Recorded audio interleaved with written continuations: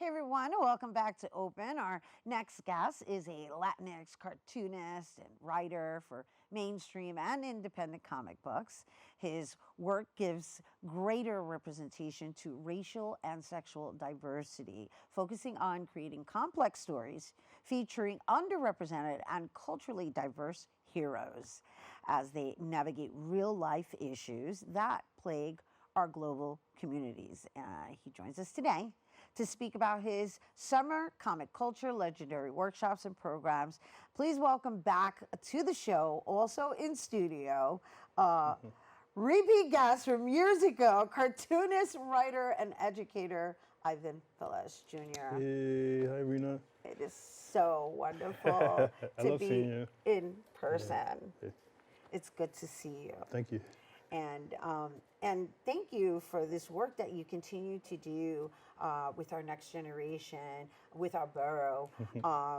I know you're a little down in spirits, and I'm really trying to cheer you up. Thank you. However, I do want to offer my condolences. Thank you, thank you. Yeah, my mom, Guillermina Felix, the very strong, beautiful, fabulous woman who was my mom, and she passed away on Juneteenth.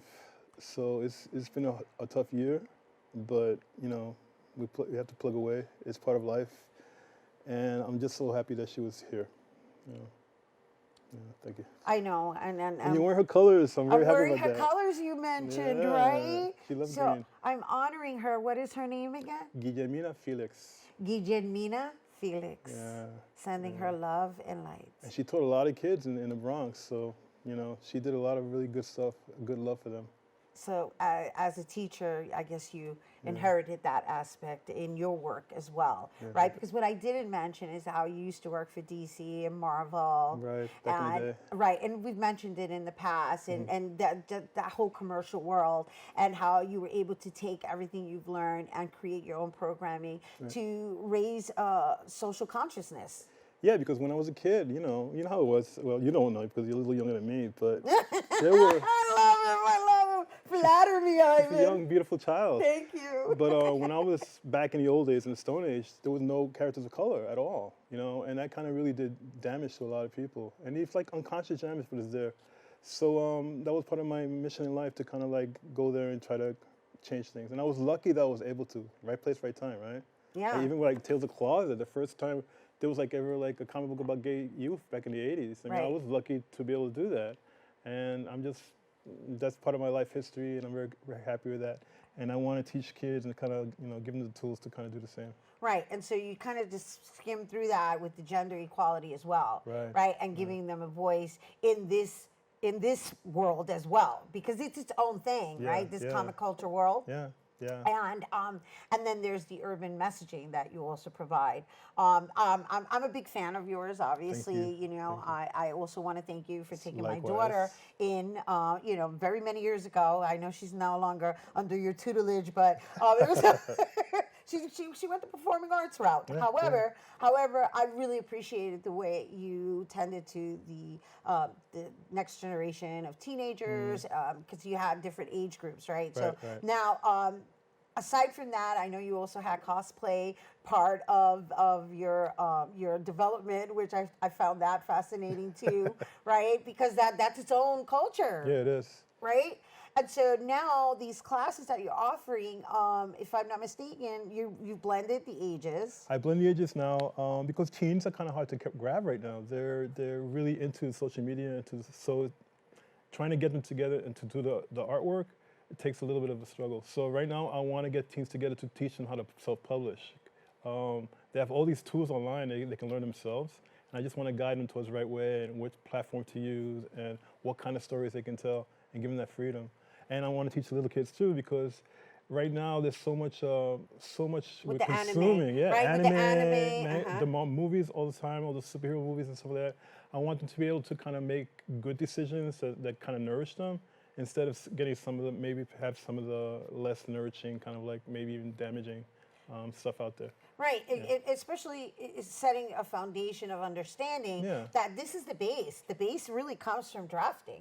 That's right? Because they're jumping immediately into the electronics. And that their voices belong in those stories. Right. And that's the thing that's kind of hard for people to see. Right. Because even now, with a few people of color coming along, and even like Spider-Verse and stuff like that, where Right. people are getting that diversity in there, Right. it's still taking a long time for people behind the scenes to get to work.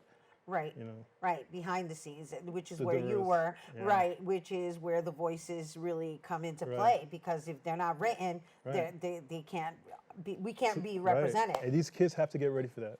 You know, have to get ready for the next few generations and to kind of put their voices in that, you know, do that work, you know.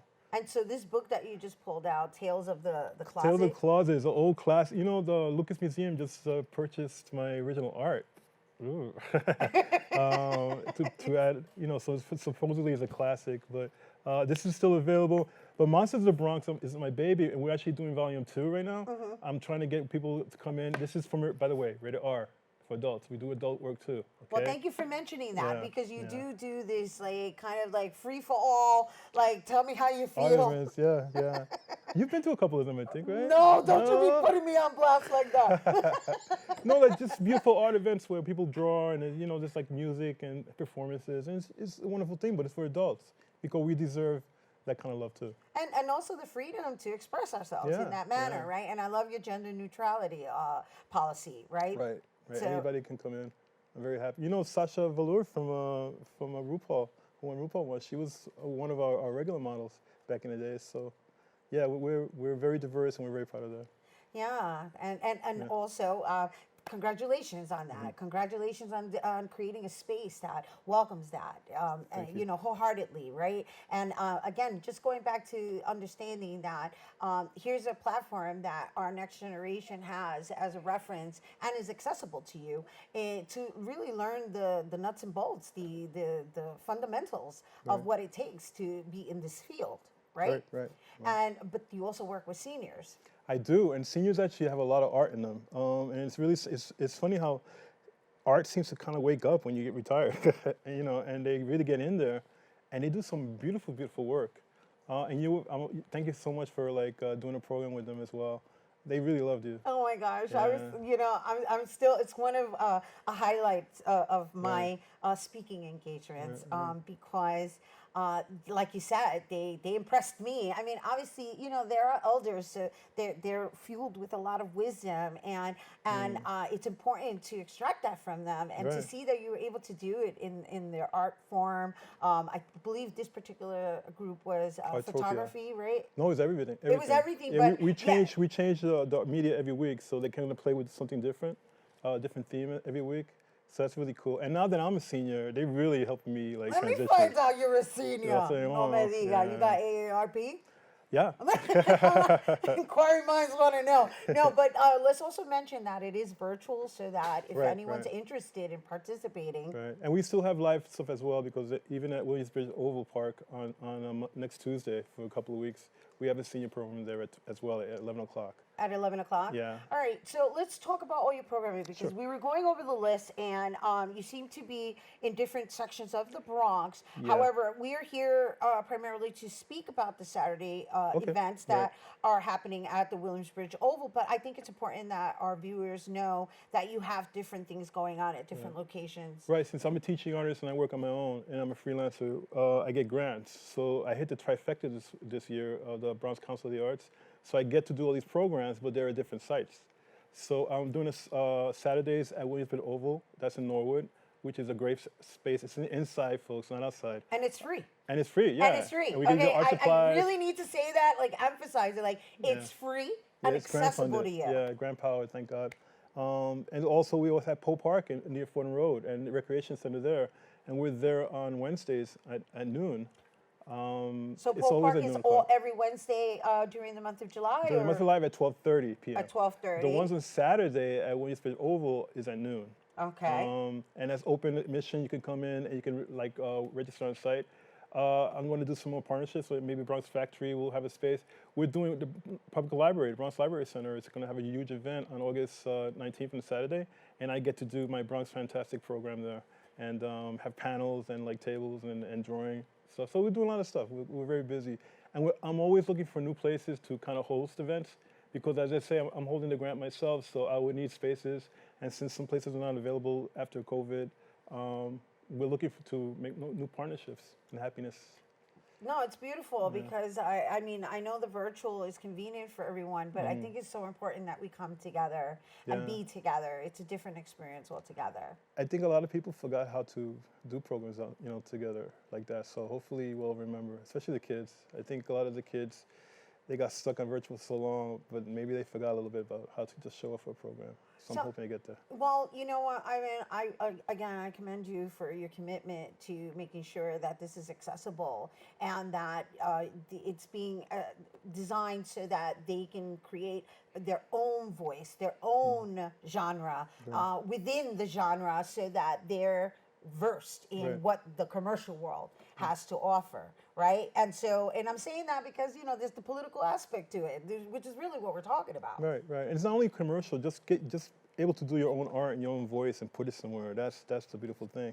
And there's so many places now that where you can actually put your work up, and that's an amazing thing. And we never had that back in the old days. I know, Yeah. I know, and it's accessible and it's free. So before we go, last words that you would like to emphasize to anyone who's watching and is considering this and or is playing around with anime, and I'm not downing it or anything like that because I get it. We're living in this futuristic world. However, when the power's out, we have to, we have to have the hard copy. That's right. That's right. My programs are free. They're for kids. They're for teenagers. We also have an adult programs. We have senior programs. All you have to do is go to planetbronx.com, and there's a whole menu on top. You can go to Comic Culture. You can go to Sukasa. You can go all kinds of different programs. Click on it, register, and show up. We're also looking for people cartoonists, writers. This is a mix of professional, and we want to bring new voices in. So, horror in the Bronx for mature adults. Give me some work. Let's I love get it it. out there. That's like a comic culture anthology. Yeah, yeah. That's awesome. That's awesome. Thank you so And thank you much. once again for bringing it here. I really Ivan appreciate Velez this. Jr., everyone, cartoonist, writer, and educator. And once again, Ivan's summer comic culture legendary workshops and programs are happening every Saturday in July from 12 p.m. to 2 p.m. at Williamsbridge Oval Recreation Center, which is located at 3225 Reservoir Oval in the Bronx. For more information on that and the other programs we discuss, you can visit planetbronx.com.